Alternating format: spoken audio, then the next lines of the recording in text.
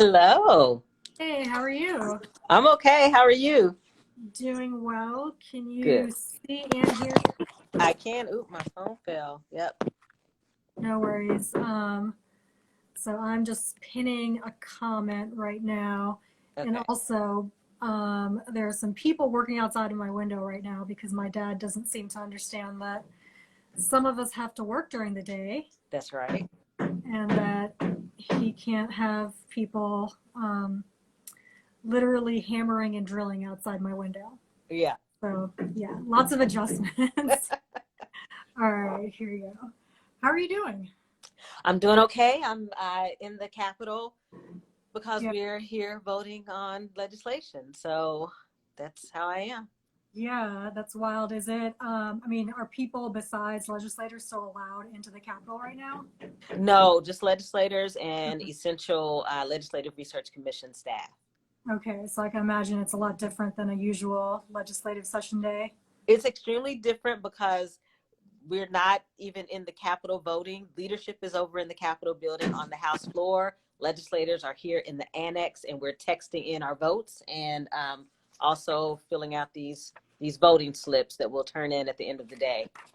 Oh, wow. Yes. Okay. Well, before we get too into that, do you want to go ahead and introduce yourself? Sure. So I'm State Representative Attica Scott, and I serve Kentucky House District 41, which is basically the east, a strip across the east to the west end of Louisville. It's shaped like a salamander. That's the benefit of redistricting. So complete your census so you can have adequate representation and representation that makes sense for your neighborhoods. And I was elected in 2016. I defeated a 34-year incumbent, and I was sworn in January 2017. So I am in my um, third session. Fourth session. It's about to come to a close. Okay. And actually, I don't know much about the term limits, or I guess just the terms for representatives. How long is your term? So terms are 2 years. So every two Okay. years we are running for reelection. So I ran it for the first time in 2016. In 2018, ran for reelection, and then we're all up. And all 100 of the members of the House are up every even numbered year. So we're all up this year, 2020. Okay. Yeah. And we were supposed to have primaries in a couple of weeks, which have been pushed now. Does that affect your race as well as any other representatives' races? Well, I'm one of the couple, two, three handful of folks who did not have anyone who filed to run for the seat. I'm extremely grateful to the district for sending me back to Frankfurt. And I'm going to keep trying to do the work that really speaks to their needs. So what it means, though, for people, so technically I'll be on the ballot in November. What it means for people who are on the ballot June 23rd, which is when Election Day has been moved to for Kentucky, is that COVID-19 has truly changed the way that many of us would have campaigned. I would have been out knocking on doors right now for folks who I support to run for office, showing up at events, neighborhood meetings, business association meetings, whatever the case may be.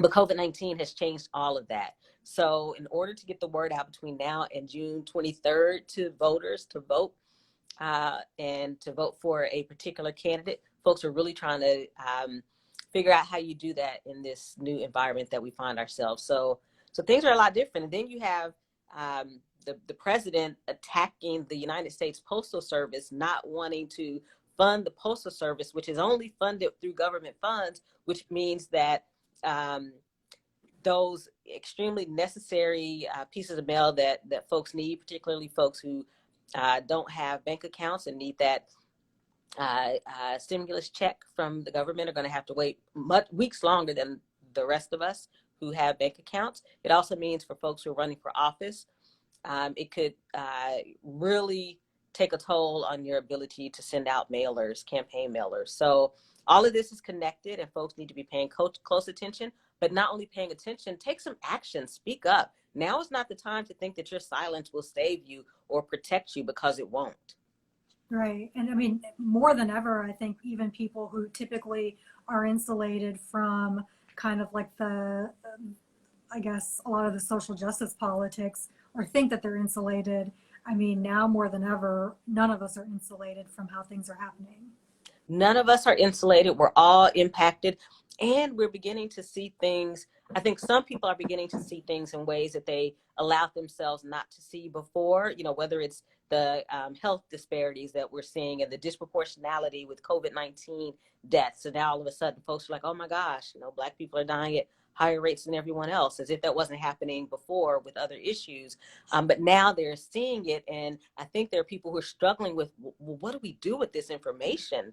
And so now is not the time to sit back and be silent. Now is the time to even make your friends be uncomfortable, whether they're in elected office or not. It's time to speak up and say, all right, well, there are some folks who have plans, some policy plans of what we can do, some programmatic plans of what we can do.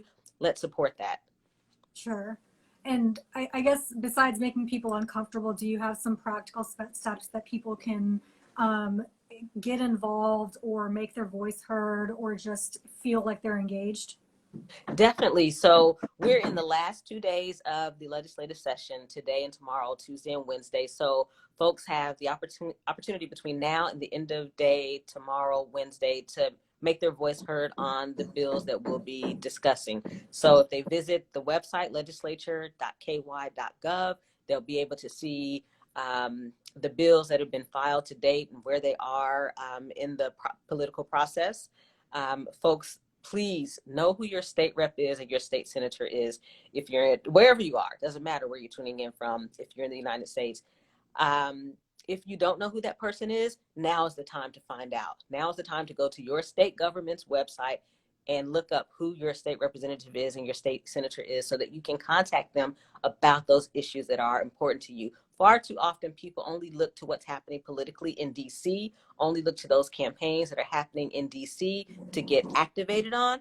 But you have to get activated at both the local and state level because that's where things impact you every single day. So we need to support an agenda in the 2021 session that centers addressing these health inequities, the institutional and systemic barriers to good health so that we can eliminate those disparities. This session, the legislature failed. They could have addressed some of those disparities through the Maternal Care Act that I sponsored with a number of co-sponsors. But we have a legislative body that's full of people who could care less about the health of Black mamas and babies. And so that bill was never addressed. And so now we have folks, wringing their hands about disproportionality and Black people dying at higher numbers, but yet you went an entire session and chose not to even begin to address that issue. So folks can speak up and say to your state rep, you need to support agendas that center addressing health inequities. Right. And you have been kind of on the forefront of a lot of issues, not just, maternal health, but I'm thinking, even just for the pandemic, you were wearing a mask before anyone else, saying we need to establish social distancing in the Capitol building. I mean, you were really on the forefront and not treated very well because of it. Yeah, no, that's true. It's so true. So even, the week before Kentucky started responding to COVID-19, my full-time work is in public health. So I'm probably paying a little bit of closer or different attention than some people were. So in January, and because I taught in China for nearly a month, I pay a little bit closer attention to what's happening in China.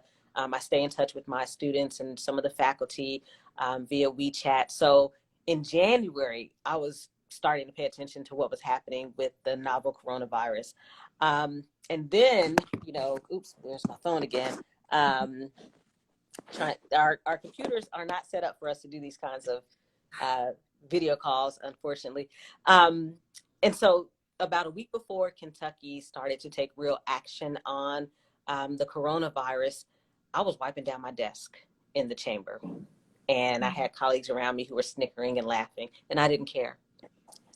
Because my health and the health of really them, even though they didn't realize it, their health and the health of people I was going home to was more important than somebody snickering. I really could care less about that. And then the next week, when we shouldn't have been called back into Frankfurt, we were called back into Frankfurt, and I wore a mask. And then a local reporter posted that up, that I was wearing a mask. And well, first I did the physical distancing. So I went up to the House Gallery. So if anybody's ever been to Frankfurt, you know that we have the House floor and we have the House Gallery. And the gallery is usually where guests sit to watch the proceedings. Well, I decided to go up there to be away from everyone on the House floor because there's absolutely no way with 100 people that we can physically distance 6 feet from one another. So I had some people who made some comments about that and how I was just putting on a show. And I thought, wow, there are lots of ways that I could choose to do political theater if that was an interest of mine, but it's not. What I'm trying to do is protect myself from people who obviously don't know better. And the majority of them are at higher risk because they're older or they have heart disease or lung disease or diabetes, etc. And then the next week I wore a mask, and reporter posted a picture of me with the mask, and I was mocked on social media because of it. Mm-hmm. And while that is never easy to deal with, especially being the only Black woman in our entire legislative body of 138 people, it wasn't important to me.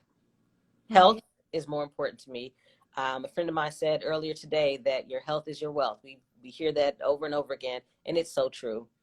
It's so, if I don't have anything else, I want to make sure that I have my health, because I can't keep standing up for the people of the district and of the Commonwealth of Kentucky if I'm unhealthy, and if I'm making other people unhealthy because I'm making unwise decisions. So I was mocked, and now, you know, I'm watching our proceedings on the House floor. We're still voting, so I'm paying attention to when I'm supposed to vote, just so you know. I'm seeing people who have masks and are taking selfies of themselves in masks. And I'm thinking, how interesting. Right. That just a couple of weeks ago, I was the target of your jokes. Right. But that's unfortunately, that's how life can be sometimes when you're the only one. Right. Exactly. Well, I mean, I'm glad that you're healthy and you're safe. And now, besides like kind of doing some of the different type of voting, you said, you know, there's voting by text, and then you have like a paper ballot, I guess, that you're going to be turning in at the end of the day. Mm-hmm. Can you kind of establish what would be like a regular vote and then how that has changed? Definitely. So on any other day, we would be in the Capitol building right across the street on the House floor, being able to, well, first we be in committee, where we'd be with a smaller group of people, hearing from people across Kentucky about issues that are important to them. And we'd vote on a bill, maybe vote it out of committee. If we voted out of committee, then, you know, a couple of days later, a week later, we'd hear that issue on the House floor, that bill, where all 100 of us, if we wanted to stand up and speak on it and debate, we could stand up and do that. And we could cast our vote for the public to see all at once. And if we wanted to stand up and explain our vote after we voted, we could do that. Now we're in a situation where the public is barred from the Capitol because of COVID-19. So we're not able to hear directly from the people face to face. We still have committee meetings that the people cannot come to and speak their truths, whether they are for or against a particular piece of legislation. So that causes a problem. It bars people who may not have access to technology to email us their feedback. When they call the legislative message line, they're not able to leave an extended message for us. It's a very short message. Now, we're not on the House floor at all except for leadership. The rest of us are in the Capitol Annex right across the street in our offices, and we're voting via text, and we're voting on paper ballots that we'll have to turn in. And so we don't get the interaction with the people of Kentucky. And we are, in some instances, getting amendments and committee substitutes at the last minute, right before we're supposed to vote. And we're expected to, for example, read all of this before we vote. So it's problematic on many levels, and we should be like many other states. We shouldn't even be in session right now. We just shouldn't be. It's right. It's not smart. Right. Well, so, you know, this is like the regular session, right? I think it runs yes.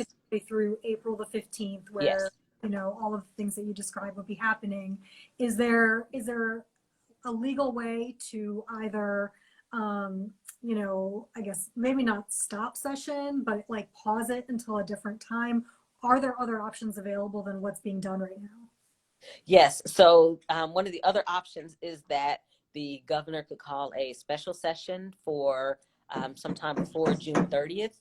So that our main responsibility as a legislative body really is the biennial budget that we are supposed to come in here and pass every 2 years, every even numbered year. That is the only responsibility that's in the Kentucky Constitution for us. Right. That needs to be done before June 30th. We could have a special session to do that. Unfortunately, the Republican leadership was unwilling to only focus on the budget during a special session. They wanted to bring in all their other agendas that harm women, that harm people of color, that are not about the people. And so there could not be an agreement reached on doing a special session. So now they're trying to get all of their agenda accomplished before the end of the day tomorrow, Tuesday the 15th. Right. At the risk of basically everybody who has to be there to be able to do their job. At the risk of the people who work here, who have no say in our voting, at the risk of the people who are answering the phone calls from constituents, at the risk of security who is here, at the risk of the folks who clean the building, at the risk of all these people who should be home safe, which is what we tell everyone else to do, to stay at home, unless you're an essential worker. And quite frankly, this legislative body is not currently essential to the Commonwealth of Kentucky. Right. Yeah. I mean, is there any legislation that's dealing specifically with the pandemic that is being debated or considered? There is. So there has been, and I've been really clear with my constituents, and I appreciate their support, that I'm voting no on everything unless it specifically relates to COVID-19 emergency relief or the budget. And so, yes, there has been some COVID-19 emergency relief related to small businesses and unemployment insurance. Thank goodness. Yes. Yeah, yes. And so there's still work left to be done, and we've got to step up for everyone in Kentucky to make sure that they're taken care of during this time. Right. And, you know, I know a lot of people are thankful for that, including me, because there's so many people who are hurting right now, and there's so much uncertainty that I think a lot of the legislation that is being debated right now that is not the essential, like budget and COVID-19 related stuff, is just adding to the anxiety of so many people who just want politicians to help them right now. Mm-hmm. Exactly. Yeah, I asked our constituent services to pull for me the COVID-19 related calls in these past couple of weeks. And people are concerned about unemployment insurance. They're concerned about their small businesses. I've had people call me about who have physical disabilities, who haven't been able to get their prescriptions. So those are the kinds of calls that I'm getting from people. And it's so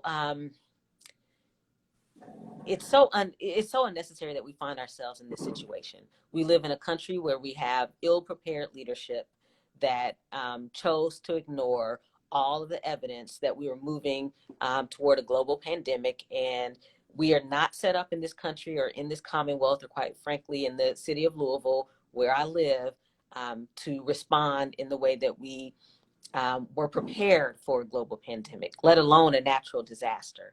And so now we find ourselves scrambling, which means that people who struggle from paycheck to paycheck or no check to no check are right now being hurt the most because of the lack of leadership that we have at the national level. Right. And unfortunately, it doesn't look like that's changing, since we're now fighting about when things should be open and who has the ability to reopen the economy, as it were. Well, I mean, it's not going to change anytime soon when we have someone who's more concerned about their ratings than the health of the people of our country. The health of the people of the United States should be first and foremost. And if there shouldn't be any ratings for anything right now, who cares about some ratings? That's not what's important. And what's trending is not what's important. What's important are the people of the United States and their health and their safety. And we have leadership that is not concerned, in part because it's not a struggle that impacts them directly. I mean, if we're honest about it, the president and the people that the president chooses to surround himself with are financially fine, Right. and they have access to just about everything they could possibly want, while the rest of us are struggling to get toilet paper. Right, exactly. Yeah, and of course, the people who, at least on a national level, have the ability to make changes for regular people are primarily helping themselves so that they come out of this better off than before. Mm-hmm. Exactly. And so even today in the session, we had a bill related to coal mining and making sure that coal companies benefited from a particular piece of legislation. I voted no because I want the workers to benefit from whatever we do here, and that's related to Black lung benefits. That's related to making sure that they're taken care of during this pandemic. It's making sure that people in Martin County have water, clean water to drink and to bathe in. And we're not doing that. We're not taking care of them. And so I'm not interested in hearing from people who would rather lift up failed leadership than to lift up the people of the Commonwealth. Right. Um, well, maybe let's talk a little bit about just generally some of the legislation that was passed or that was kind of in the works prior to the pandemic being declared before everyone kind of went on lockdown. So can you tell us a little bit about maybe some of the good pieces of legislation that were either passed or in the works? Well, I would say that, and this is interesting because one of my colleagues, Representative Patty Mentor from Bowling Green, had a bill that was related to Women Veterans Day. And so, it was the first time that women veterans have been specifically addressed by this legislative body. And she and I both serve on the House Standing Committee on Veterans, Military Affairs, and Public Protection. So this was really important to her, and she asked me to sign on as her primary co-sponsor, and I did. Well, of course, because we are part of the party that's in the super minority, most of our bills are not going to go anywhere unless we're willing to play the game or we're one of the good old boys, which neither one of us are. So most of our bills are not going to see the light of day, unfortunately. Well, her bill wasn't going to see the light of day. So Republican legislator who had another bill related to veterans accepted her offer to, or a request to put her bill into his. Okay. So great, it passed. So fantastic. We'll acknowledge Yeah. women veterans and make sure we're doing a better job of taking care of them. But it's part of that political process that I can't stand, which is that you have a woman who has an excellent, it was actually a resolution related to Women's Veterans Day, and that woman cannot even get her bill heard. And so now a man has put it into his, and he wasn't even thinking about it in the first place. So, but I'm glad that at least it's in there and it got passed. So that's a plus. But I'm disappointed that we passed legislation to force or to mandate the arming of school resource officers in our public schools. I know that was a direct attack on Jefferson County Public Schools, where we've had a movement there to keep these armed officers out of our schools because of so much fear that brings with it. Yeah. And so because of that movement, we had legislators here who aren't even from Jefferson County who decided to file a bill and pass legislation to mandate armed school resource officers. And that's part of the political process here that just absolutely disgusts me, because this is in direct response to the largest school district in the Commonwealth of Kentucky.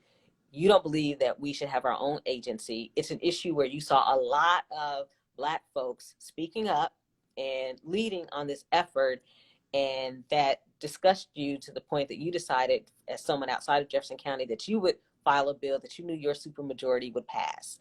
And so that's the kind of reality that I face when I come up here to Frankfort. That's the kind of reality that refuses to hear a Maternal Care Act that addresses implicit bias in healthcare.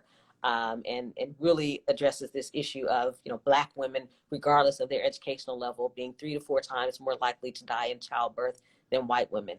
Because I'm in an environment where it's mostly white people who have no interest in those kinds of issues that lift up Black folks and other people of color. Right, right. And often are coming from places where they don't know any people of color at all. Right. There come many, not many, some are coming from districts where it's literally 95, 96, 97, 98, 99% white. So in their daily lives, they never have to, if they don't want to, come across a person who's a person of color. Right, exactly. Or if they do, it's not in any meaningful way where they could perhaps learn something from what it's like to be a person of color. Right. And I wonder how invisible people are treated, who live in counties where there may be 1, 2, 3, 4, or 5% of the population, Right. and I can only imagine what that's like. Yeah. Yeah. No, I joke around with my family. I live with my parents. I always joke around with them that they're usually the only Indian people that I see on a regular day, on like a non-pandemic day, uh, Hmm. where if I'm, even going into Louisville for work, going to court, I rarely see any other Indian people. Hmm. And I think most people don't realize what it's like to not rarely see anybody who looks like you. That's right. Well, and that's one of the reasons why Representative Kulkarni and I have an ad hoc Women of Color caucus, because we're the only two. She's the first ever Indian immigrant to serve in the Kentucky legislature, period. And so, the two of us immediately said that we have to have some kind of way of supporting one another in this kind of environment where there are some people who wish that we were invisible. And so we've got to make sure that we're amplifying, elevating, and lifting up one another. Right.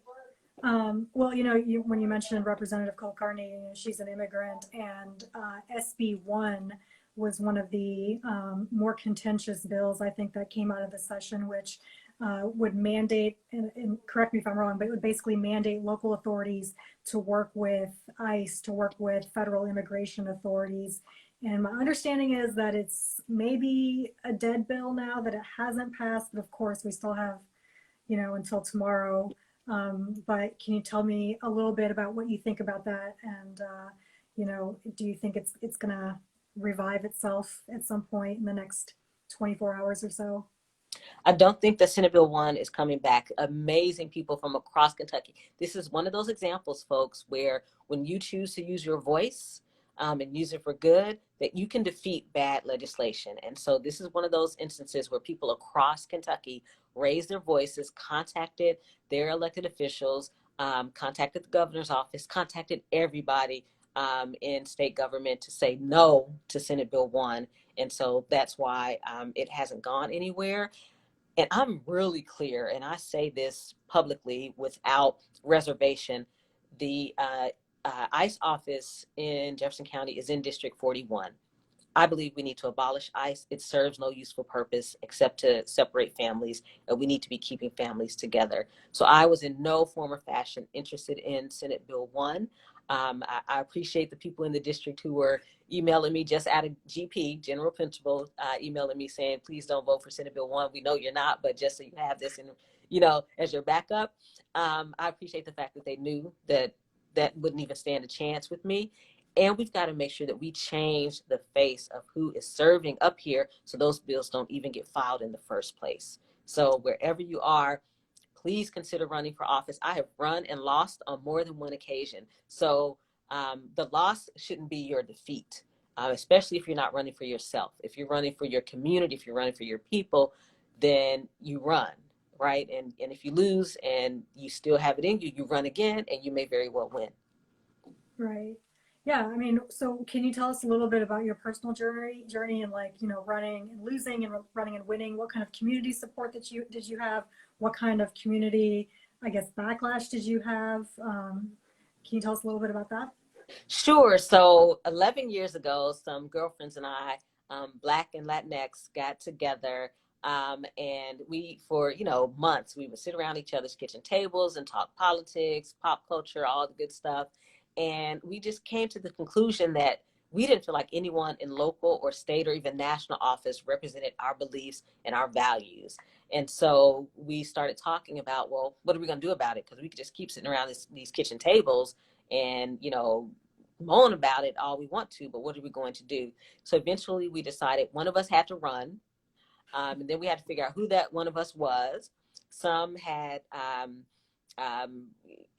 experience with being incarcerated, so they didn't feel like it was time for them to run yet, because 11 years ago, we just didn't have a society that was as forgiving as it is today of a Black woman with an incarceration background running for office. Others of us were single parents and just, didn't feel like we could do that. And so eventually they looked at me and said, so you're the one who's going to run. And I was a single mom of 2 kids at the time, but I was like, okay, sure.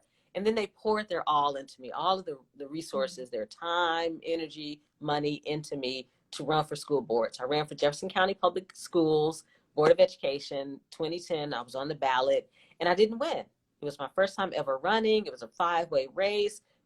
Nobody knew Attica Scott or Attica Woodson Scott from the projects of Beach Terrace, which is where I grew up. But I still came in second in a 5-way race because we ran a good campaign. Right. And then a year later, I was appointed to Louisville Metro Council when they had an opening. A year after that, I had to run to keep the seat, and that was another 5-way race, and I won. And then 2 years later, I had to run to keep the seat in the regular election, and the daughter of the woman who was in the seat before me ended up winning. And to this day, I still have people who say to me, it wasn't you, it was the sympathy vote. And so I said, I totally get that. It's okay. And then a year after losing that election, I had State Representative Mary Lou Marzin come to me and say, we need you in Frankfort. You have a bigger vision. You have a bigger voice. We need you in Frankfort. And so I went to my family and friends and asked them would they support that, and they said that they would. And so I decided to step out there. I mean, the person who was in this seat had been in there for 34 years, and people had run against him before that. His wife had the seat for 4 years before that. So 38 years, is one family. People had run against him before and weren't able to win. So we decided to step on out there on faith, campaign, because we campaign really well. We know it. My team is really good at that. And then we won. And so, I've lost 2 elections and I've won 2 elections. And so, well, at this now, though, I've won 4 elections because of my state rep wins the past 2 years. So, that's why I say to folks, run and lose, run and win, just run, run, because you never know, right? We knew that we were up against a huge challenge going against a 34-year incumbent and someone who had been in office almost my entire life at that time. So we decided to go for it anyway, and look what happened. Here I am in Frankfort. Right. Yeah. What are some of the more rewarding experiences that you've had since you became a representative? Oh my goodness. It's been amazing because I represent a district that stretches from East Louisville to West Louisville. So it's about 50% Black, 50% white, a little bit more Black folks in the district. And it's majority women. It's about 65% women. And it's very urban, very, very urban. Right. My first session in Frankfort, in the first month and a half, I had some young women from Eastern Kentucky who were here lobbying their legislators, and they stopped by my office. It was 3 young white women, and they said, we just wanted to stop by and say to you, thank you for being the representative we wish we had. That will sit with me for the rest of my life, because it just reminded me of how we have to reject all of the assumptions and prejudices and stereotypes that we have about one another, because they're not true. Nothing about them is true. And if we don't allow ourselves the opportunity to connect across those artificial differences, we'll never build power and we'll never change anything.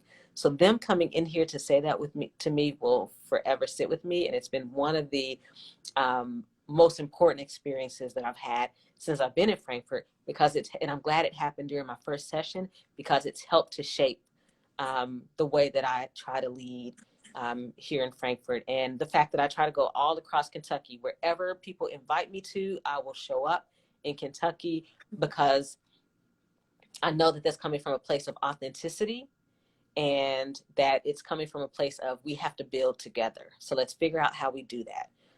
Your life experience is different from mine, and that's okay. Let's hear one another's experiences and figure out those places where we can work together. So I love going across Kentucky. If that was my full-time job to go travel across Kentucky and talk to the good folks here in the Commonwealth, I would do it because I love it. I absolutely love it. Yeah, and there's some pretty good food out there as well. Having gone to many of the courthouses and then, hitting up small restaurants and having done that myself, I got to say the food out there is pretty good. Oh my gosh, it's delicious. It's ridiculous. Oh my goodness. Yeah. I love food. Let's just put it that way. We have a really good relationship. We get along well. um, okay, so we still have a little bit of time left because before Instagram kind of cuts us off. But can you tell us about just, I guess, what is some of your, I guess, like pie in the sky legislative goals, obviously not for this session, but in the future, and how do people get involved if they also have those goals as well? So there's some things that I would really like to see Frankfurt do, and the people of Kentucky can help make that happen. I really want to see Frankfurt raise the minimum wage. Right now, when we're talking about essential workers, we're talking about some people who are being paid less than $15 an hour. My daughter is one of those people. She's a pharmacy tech. She's showing up so y'all can get y'all's medications during this pandemic, and she doesn't make $15 an hour. So we should be making sure that people are making much more than poverty level wages, especially when we consider them essential today. So we can do that, Kentucky. We should make sure that we are removing the question from job applications that ask whether or not you have a criminal background. We did that in Louisville. I was the primary sponsor of the Ban the Box ordinance in Louisville. We need to do that in Kentucky. We need to remove that question from job applications. People deserve to have a second chance to get on their feet, to get stable, to have some stability. We in Kentucky have the opportunity to address some of these health disparities that are being revealed for some people through COVID-19. Let's do it.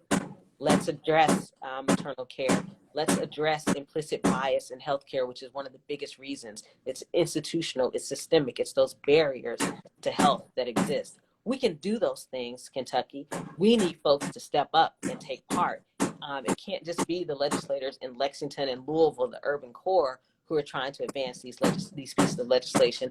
We need folks over in the hollers in Eastern Kentucky and folks over in rural Western Kentucky to contact your legislator. Whether or not y'all are on the same page on issues, it's still your responsibility to contact them because they are your elected representative, and say to them, we need this bill and this bill and this bill passed to take care of the people of Kentucky.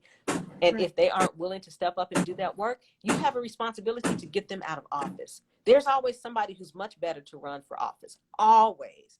They simply need your support. They need you to lace up those shoes when we can get back to knocking on doors and knock on doors. They need you to pick up the phone and make some phone calls. They need you to donate $5 or $10, whatever it is you have to give. I'm at the point now where I'm not interested in hearing excuses from people about why they don't get involved in politics, because everything is about politics. Your health right now in this global pandemic is about politics and the decisions that people choose to make or not make.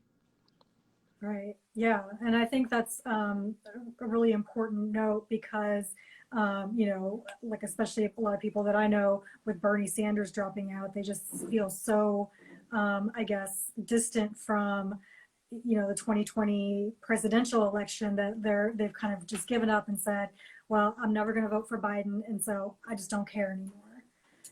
And you know what? The reality is what happens in DC, it affects you, but what happens in Louisville affects me every single daggone day. What happens right here in Frankfurt in the People's House in our state capital affects me every single day. DC is dysfunctional. They may or may not be able to get something done, but the folks who you send to your state capitals or the folks who are in your city halls or on your school boards, those folks matter. And if you choose not to be involved, be engaged because your one candidate for president didn't make it through, because trust me, my two didn't make it, I'm still going to vote. I'm not giving up that right to vote because I don't have that privilege. Some people may have that privilege, but I sure enough don't. And I may not like the person that I'm going to cast my vote for. I sure haven't liked every single person I've cast my vote for ever in life, in the history of me voting, but I still showed up and voted anyway. And I made sure I did my part to hold them accountable. So it's your responsibility, if you choose not to be involved or be engaged, to allow the rest of us to be hurt by your decisions. I'm not going to allow the rest of the people that I care about and that I love to be hurt because I choose to throw up my hands because my one little friend didn't get the nomination. Right. It's Yeah. not even your friend. You probably don't even know that person. Right, exactly. And it's like a few thousand votes that is currently the difference between us having Governor Andy Beshear versus Governor Matt Bevin. Mm-hmm. And I can only imagine how our response to this pandemic would have been if Matt Bevin, who called Governor Beshear Chicken Little at the beginning of all of this, was running things. So those votes really, really do matter, whether you like the person or not at the end of the day. Exactly. And I said that in a written piece that I wrote for NBC News after the elections, that Andy Beshear was not my candidate for governor. And I was not shy about saying that. But you best believe come November, that's who I voted for governor. And that's who I'm now in a position to hold accountable. I sure am writing him letters during this pandemic and asking, what about youth who are incarcerated? Get them out of there and home to their families where they can stay safe. I sure am, because that's my responsibility and that's my job. But I would have been a fool not to have voted for him in November to get rid of the fool that we had in office at the time as governor. I didn't have that luxury. Maybe the few other thousand people who chose to sit it out had that luxury, but that doesn't exist for me. And it doesn't exist for the people that I represent or that I live around every single day. Right, right. So I guess, are there any updates on incarcerated youth, incarcerated people in general? And, I know that at least one prison was having a pretty bad outbreak. Is there going to be any relief for those people? So at this point, not much movement on youth who are incarcerated, but we have, as I think most folks in Kentucky have heard, that the governor is moving towards releasing low-level offenders, nonviolent offenders. So that's the first move. We've got to watch to see what happens, to see if that's the first move or if it will be the last move, or if there are going to need to be more moves to get people out of the prisons. Because like you just said, when there's, one case, there are often more cases. It's the one that we hear about, and then we start to hear about more and more cases. That's been the case in the nursing homes. I have a number of nursing homes in District 41, and now we're hearing about two of them, Masonic Homes and Trayton Oak Towers, but there are multiple coronavirus diagnoses of people. And so we can't have people clumped together. That totally violates the 6 feet apart physical distancing that we're supposed to be doing. It totally violates the opportunity for people to stay in sanitized environments. We can't allow folks to stay in jails or prisons, and we need to make sure that once we get beyond this pandemic, if there's not a second wave that we're hearing might happen in the fall, late fall, early winter, we got to look at this whole prison industrial complex anyway, and why we're incarcerating children, and why we're incarcerating people, period, but in particular for low-level offenses, because we don't have systems of rehabilitation. I mean, that is what they supposedly are designed to do, but that is not what they do. They fail at rehabilitating people. And so a couple of months ago, Representative Kulkarni and Representative Meeks and I went to go visit the Kentucky Women's Correctional Facility, and I'm full of anxiety thinking about women who are incarcerated right now and their health and safety. So there's a lot more work left to do. And you have to have people like me and other folks who are willing to raise the issue and not just go along to get along, just cause. You have to have people who are willing to raise the issues, even when your favorites are the folks in office or the folks running the show. Okay. I'm just gonna look through my questions here, but well, while you're looking, I know I want to definitely lift up the census, because that is so important, folks. The census, it impacts everything. If you've been wondering why your area hasn't gotten a new elementary school in decades, it's because the census data tells folks that there aren't enough people to justify building a new school building. If you're wondering, like I do, when I'm in West Louisville riding over those bumpy roads with all those potholes, why we can't get new roads, it's because the census says we don't have enough people to justify, we don't have enough cars traveling those roads to justify new roads. The census impacts $675 billion in funding for communities across this country, including the Commonwealth of Kentucky, including the city of Louisville, where I live. So please, folks, fill out the census. It literally took me 5 minutes to do it online, and I was able to fill it out and also document that my daughter typically is in college, but she's at home right now with mom. And so I was able to put that on the census because I care about where I live. And I want to make sure that the disparity that I see between what the east end of Louisville gets, which is everything, and the west end of Louisville where I live, which is practically nothing, that disparity begins to shrink because we're taking an accurate count of everyone who lives in the community. That means everyone who lives. The Constitution of the United States says count everyone living in the United States, regardless of your immigration status. So count everybody, folks, every single person.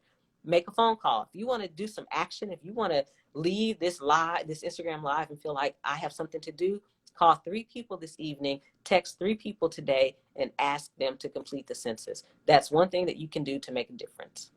Right. Yeah. And someone just said, it's pretty easy to fill it out on the mobile device as well, which I think, I can't remember the last census, but is this the first census that's been able to be done online? It is the first time ever that we've done the census online. You can do it online. You can do it by phone, and there are more than a dozen languages that are available if you call in to do the census by phone. And then you can mail in. You're going to get a mailed copy of your census to complete if you want to mail in a copy instead. But they have provided multiple ways for us to get the census done this time around. Yes, thankfully. And I mean, hopefully people will take advantage of the fact that it is more convenient. You don't even have to go to your mailbox to send like the form out, and it takes just a few minutes. It's basic information that you don't have to go and like find your wallet or look at your car license plate number and things that would typically prevent me from going and doing things that I need to do. I just don't want to. Exactly. And for folks who wonder about how businesses decide where they're going to locate, the census helps them determine where they're going to locate. Where are the numbers? Where are the people? Where should I invest my resources and dollars as a business owner? The census helps them to make those kinds of decisions. So please be a part of shaping the future of your community. Also, folks, the hard to count communities are Black men. So Black men get counted in the census. Any of y'all who know Black men, tell them to get counted in the census. Nobody has time for them not to be counted. Make sure that you count the babies. Any baby born on or before April 1st of this year, count that baby, because that is the projection that will be used for the next 10 years about whether or not to build a new school somewhere. So count the babies. Those are some of our hardest to count communities. So please, folks, step up and do your part to make sure that they're counted. Okay. And then any other, I guess, like, things that people need to be aware of as we do near elections, maybe in November of 2020. Like, So I hope in November of 2020 we're going to have some sort of election. There's always the fear that we're going to go into full-on authoritarian mode, but ideally we'll have a presidential and state elections in November.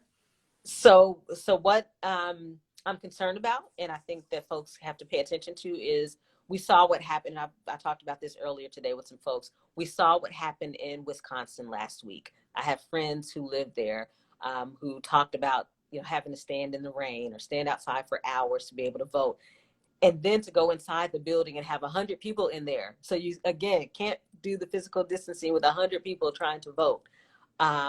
We've got to make sure that before June 23rd, that Kentucky is ready for a healthy and safe election for the people who are voting and for the people who are working the polls. So our Democratic caucus is very clear that either by June 23rd or by the November election, we have to have the opportunity to vote by mail. I mean, that's the only way we are going to keep people safe, is being able to vote by mail. We need to make sure that our poll workers are safe if we end up having people have to show up at the polls. And that means that we've got to take care of them financially. We're asking them to sacrifice their health to make sure that we can have a democratic election. And so they should be paid hazardous pay for that, right? These are things that Senator Elizabeth Warren has an entire plan around voting. She should be our candidate, but I'm still going to vote in November. And so, those kinds of things have to be addressed. What I'm concerned about, though, folks, is that we have a Secretary of State who, and I serve on the House Elections Committee, we have a Secretary of State who's talking about purging voter rolls. We saw in Ohio what happened when voter rolls were purged. Black folks got removed from those voting rolls. So when you hear that language, it's not a good thing. We don't have some rampant voter fraud in Kentucky. We just don't. So that kind of language has to cease. And so, I just want folks to just be mindful of those ways in which people are still trying to take away our vote, and to be mindful of the kinds of things that we need to be advocating for to make sure that we can have a fair election. Okay, great. And there has been an executive order signed, I guess, back in January, where people who have had nonviolent, I think, felony offenses can now vote. So Yes. if you previously couldn't vote, you now can if you have been convicted of a nonviolent felony. That's exactly right. And now, for those very people who get their rights restored, you have a responsibility to now advocate for this to be law, because we don't want it to change with whomever might be the next governor. So you have a responsibility now. Cast that vote, find out who your state rep is and your state senator, and demand that they pass legislation that will allow the people of Kentucky to vote on a constitutional amendment to allow the restoration of voting rights without an executive order, for it to just be law. Right. Yeah. Well, fingers crossed, because that is, that can make such a huge difference in our state with one of the highest incarceration rates in the world. Yes, exactly. And in the highest incarceration rates for a number of reasons. And, one of those reasons is that we fail to take care of people in Kentucky. We fail to provide employment opportunities for people across geographic regions, that we did a terrible job historically of addressing addiction. And so that's why we're the #2 state in the country of grandparents raising grandchildren. So, we have to own up to that and do better, right? And do better. So, so that people don't have to make those tough decisions that can land them in jail or prison. Right. Okay. Well, I think do better is a great note to end on. But I appreciate your time, and I appreciate everything that you are doing, including going into the Capitol Annex, which is not empty, to be able to represent the people of Kentucky. So I really appreciate that. And I know a lot of other people out there do as well. So please stay safe for us. Thank you. I will. I appreciate the invitation to be on your Instagram Live. This was enjoyable. Thank you. Yeah, I appreciate it. And hopefully I'll be able to get it up online to YouTube so that people can keep learning. Sounds good. All right. Take care. Okay. Bye. You too. Bye.